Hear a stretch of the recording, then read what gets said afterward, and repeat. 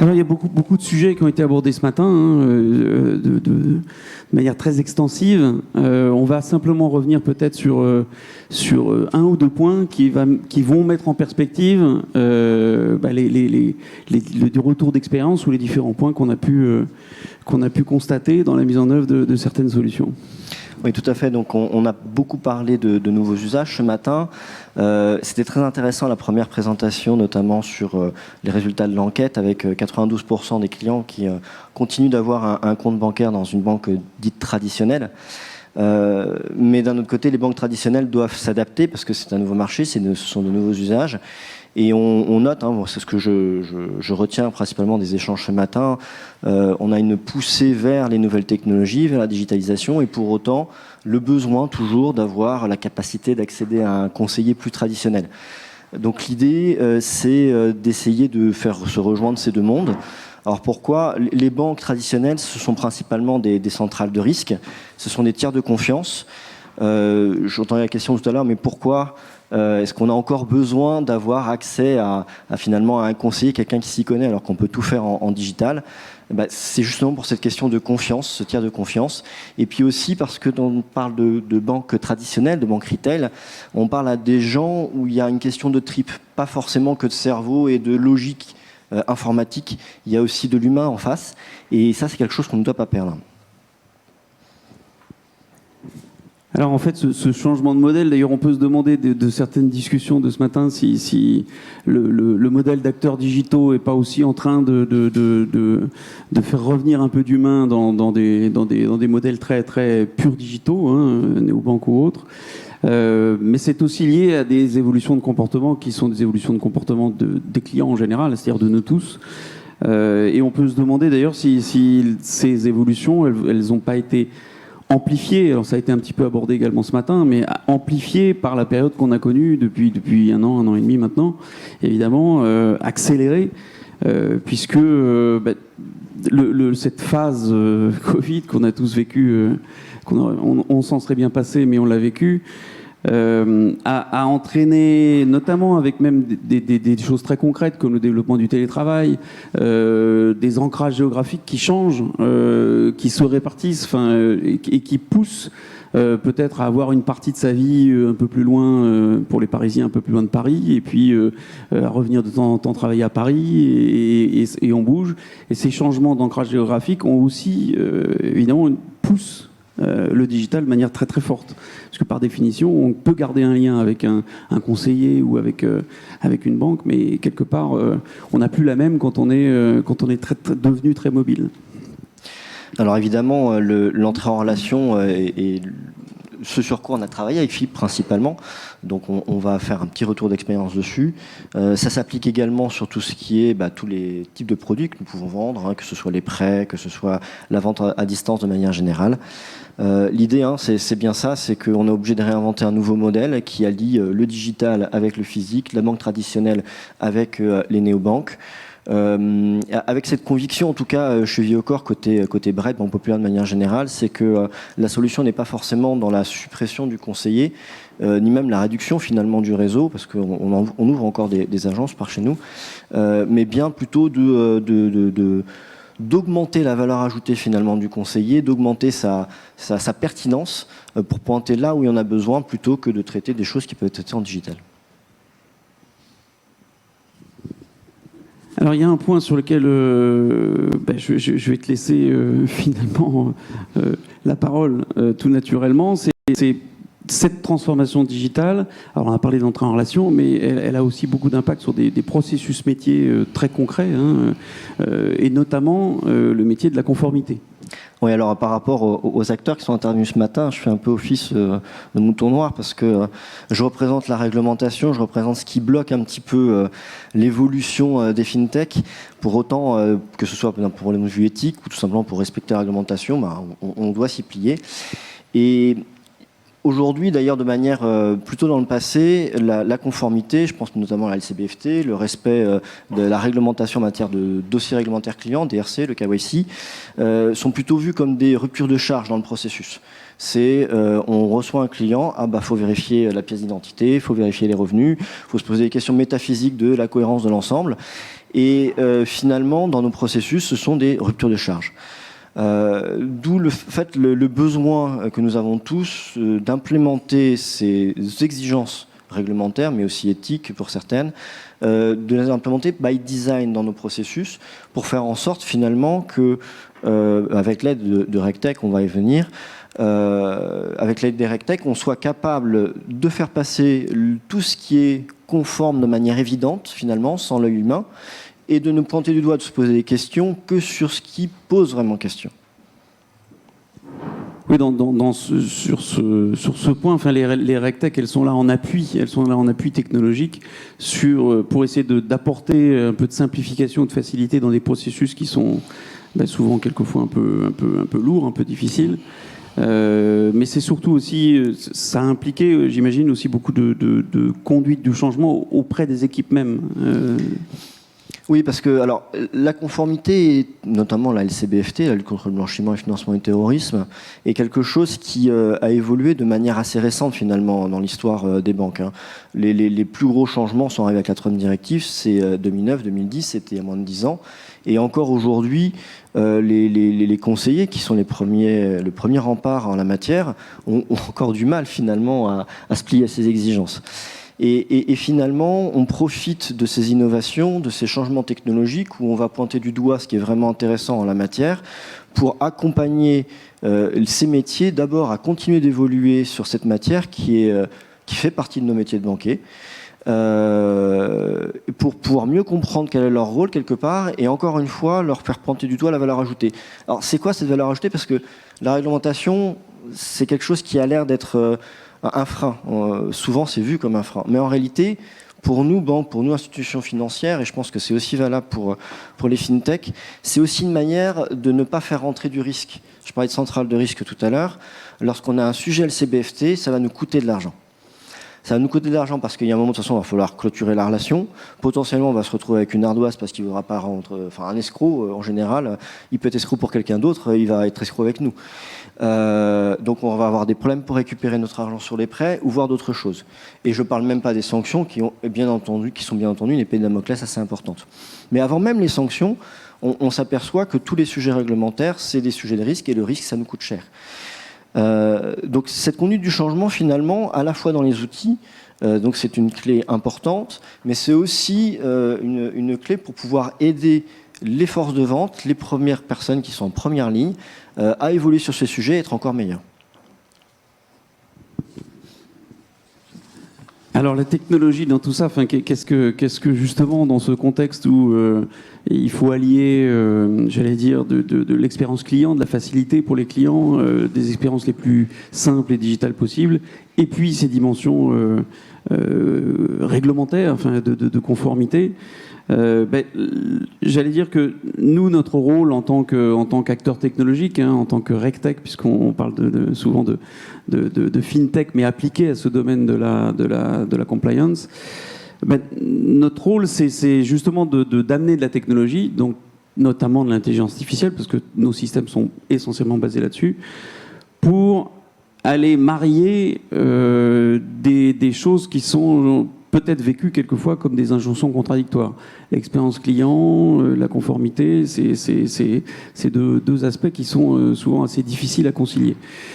Donc l'enjeu, c'est vraiment d'aller chercher des solutions technologiques et d'apporter des solutions technologiques aux banques, mais quelque part aussi aux clients finaux, même si on est clairement en B2B, là nous on est vraiment au service des banques. C'est d'apporter de la technologie pour aller faciliter à la fois le parcours du client, son ressenti, c'est-à-dire lui donner une capacité à avoir des retours en temps réel sur son dossier, sur son ouverture de compte, sur son crédit, donc avoir cette capacité à être vraiment dans une relation temps réel quasi automatisée avec le client. Et puis, c'est d'aller chercher en parallèle pour la banque des gains de productivité et puis une nouvelle manière peut-être de pratiquer ces impératifs réglementaires comme la conformité. Oui, parce que moi, mon rôle au sein de la banque, c'est de protéger la banque contre différents types de risques. Mais protéger la banque contre les risques, ça ne veut pas dire ne pas du tout en avoir, et surtout ça ne veut pas dire arrêter de commercialiser, sinon j'ai plus de paie à la fin du mois, ce serait un peu dommage. Donc l'objectif en fait c'est de donner les moyens dans tous ces parcours d'optimiser finalement notre gestion du risque. Et l'exemple du KYC est un exemple qui est intéressant parce que lorsqu'on automatise l'entrée en relation, on va regarder les 3 pièces classiques sur un particulier, l'identité, le revenu, le domicile. Savoir lire ça en automatique, vérifier qu'ils sont conformes, on a de plus en plus d'agrégateurs, Yannick le fait très bien, c'est une bonne chose. Mais il y a certaines choses sur lesquelles on ne peut pas passer à travers. Typiquement, tout bête, une carte d'identité qui a un nom et la preuve de revenu qui a un autre nom. Si, parce qu'on a mis en place des processus automatiques, on n'a pas vu que c'était différent, c'est juste impardonnable d'un point de vue réglementaire et potentiellement c'est du risque parce qu'on a été prêté quelque chose, un certain montant à quelqu'un à qui on n'aurait pas dû prêter, qui ne sera pas capable de rembourser. C'est tout bête. Donc la question, elle est comment on met en place, avec l'aide des RegTech, des systèmes qui vont beaucoup plus loin et qui permettent finalement de nous assurer pour tout un tas de dossiers, et la majorité, dans la plupart des cas, enfin dans l'idéal, la majorité, la grande majorité, puisqu'on va tomber à 90-95%, faire en sorte que finalement la question conformité, comme elle est by design, elle ne se pose plus pour le commercial. Et ça passe, et on fait du business, et du business qui est sain. Oui, la clé, c'est d'avoir cette couverture la plus large possible. Parce que souvent, quand on parle de KYC, en tout cas pour beaucoup d'acteurs, il y a un raisonnement qui est très identitaire. De dire, oui, mais est-ce que le client est bien le bon client, enfin la bonne personne pour vraiment aller apporter à la fois des gains de productivité, de l'expérience client facilitée et de la minimisation de risques, on a vraiment fait le choix d'avoir une approche qui est très globale, ce que nous on appelle à 360 degrés, c'est-à-dire qui va vraiment pouvoir automatiser l'entièreté de l'étude, j'allais dire l'entièreté de la connaissance client qui est nécessaire. Identité, mais c'est revenu, parce que souvent quand on entre en relation, c'est pour faire derrière, il y a des enjeux de crédit, etc., etc. Donc c'est vraiment d'avoir une automatisation liée, grâce à l'IA, la plus large possible. Alors bien entendu, on parle d'IA, mais une de nos autres difficultés en termes de conformité, c'est aussi d'être capable d'être dans l'explicabilité de tout ce qu'on fait. Parce que dès lors qu'on a des process automatiques, notamment en LCBFT, on doit pouvoir dire finalement pourquoi on a pris cette décision et toujours être capable de refaire cette piste d'audit. Et c'est aussi un élément hyper important. Absolument. Alors, concrètement, puisque là on parle de retour d'expérience, donc ça je te laisserai la parole pour t'exprimer en tant que client, en tant qu'utilisateur, mais concrètement, les solutions qu'on a mis en place, j'allais dire, elles sont... l'objectif, c'était d'automatiser au maximum l'étude des dossiers d'un client. C'est-à-dire, qu'est-ce que c'est ? C'est quand on veut obtenir un crédit ou quand on veut ouvrir un compte, on amène ces pièces justificatives ou en tout cas un ensemble d'informations, d'identité, ses bulletins de salaire, ses avis d'imposition, etc., etc., pour j'allais dire, ou ouvrir son compte ou derrière avec l'idée d'un projet de vie sur un crédit immobilier ou autre. Donc, nous, on a vraiment fourni une plateforme technologique, une plateforme API ouverte, qui est utilisée par de nombreux acteurs bancaires, pour aller automatiser cette étude en quelques secondes du dossier client, pour aller pointer peut-être des incohérences ou en tout cas des points d'alerte pour que les conseillers puissent se centrer sur les points importants. Alors effectivement, pour parler effectivement de ce retour d'expérience, tout d'abord, nous, on a fait le choix à la BRED de commencer par digitaliser le parcours côté gestionnaire, avant d'aller vers le client. Parce que digitaliser en façade, quelque part, si derrière on a plein de ruptures de charge et que ça ne fonctionne pas vraiment bien, ou qu'on est obligé de mettre des ETP à tire-larigot parce que on doit aller vite et répondre vite au client, ça n'a pas de sens. Donc on a commencé d'abord par le parcours du gestionnaire.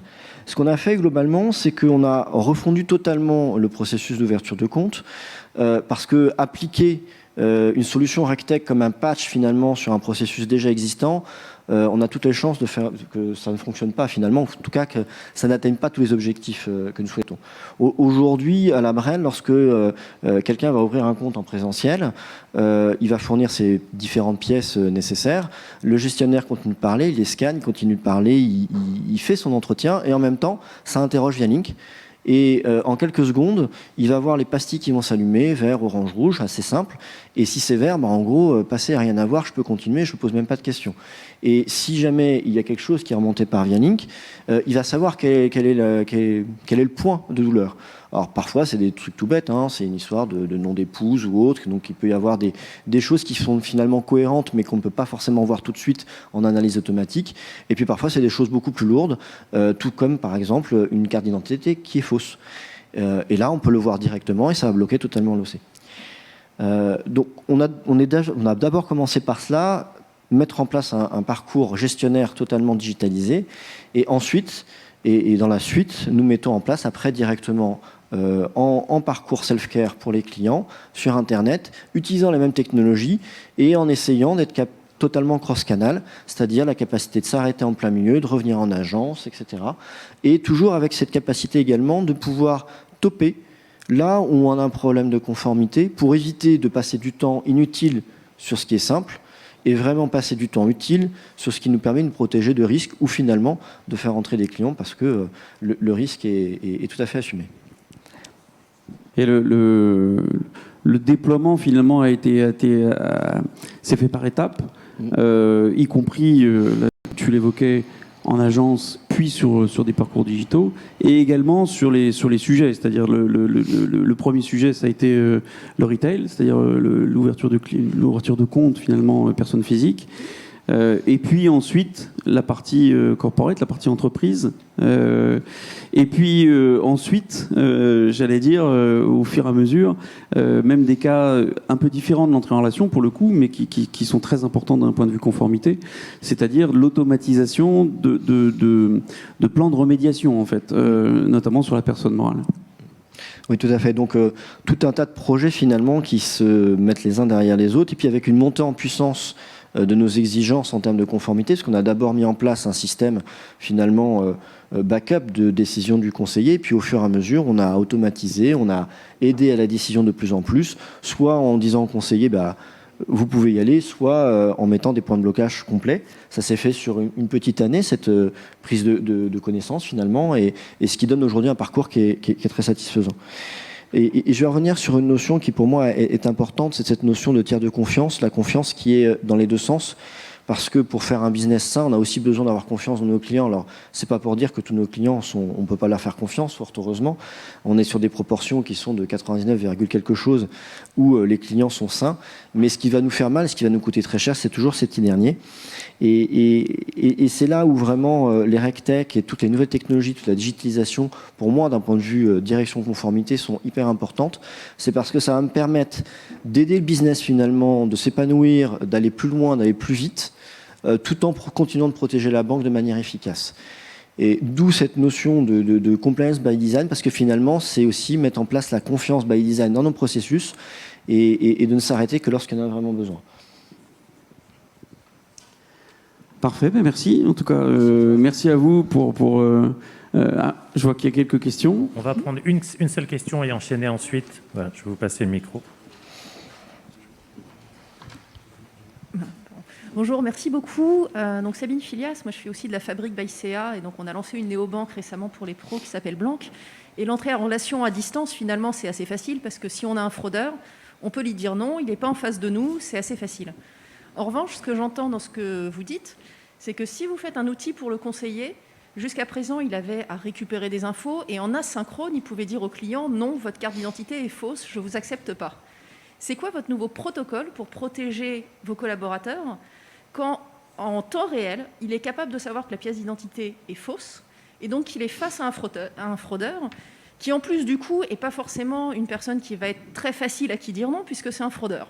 Donc comment est-ce que vous gérez cette partie-là, la capacité à dire non en direct, en physique ?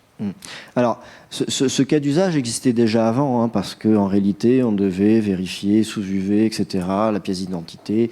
Il y avait quand même quelques techniques pour vérifier la cohérence et la réalité, finalement, de la pièce d'identité. Le gestionnaire est déjà responsable depuis des années de la conformité des pièces qu'il recueille. Donc, il avait déjà la capacité de voir, dans certains cas, pas tous, qu'il avait affaire à une fausse carte. Bien entendu, avec des technologies comme ce qu'on fait avec Vialink, on en voit beaucoup plus. Alors nous, on a fait quelque chose de hyper simple. C'est-à-dire que dès lors qu'il y a une incohérence, quelque chose de vraiment fort, le blocage du parcours se fait par un pop-up qui dit « décision en centrale nécessaire ». Ce qui permet d'éviter que ce soit le gestionnaire qui porte la responsabilité vis-à-vis de la personne qui est en face de lui, et de dire, bah voilà, désolé, l'ouverture de compte va peut-être pouvoir se faire, mais j'ai besoin d'une décision centrale. Et en réalité, après, ça va venir à la conformité, parce qu'on a d'autres sujets de ce type-là. On a plein d'obligations réglementaires, par exemple le screening contre les listes de sanctions à l'entrée en relation. Et là, c'est pareil, on a énormément de faux hits pour très très peu de vrais hits, fort heureusement pour nous, qu'on n'ait pas beaucoup de clients ou de prospects qui sont sur les listes de sanctions. Pour autant, il faut l'analyser de manière humaine. Donc ça aussi, ça va entrer dans décision en centrale nécessaire, de manière très simple. Et le discours du gestionnaire sera, pour une raison liée à votre dossier, on va devoir attendre une décision qui va intervenir dans 1 ou 2 jours et on vous reviendra. Merci. Très bien, merci à tous les deux pour votre intervention.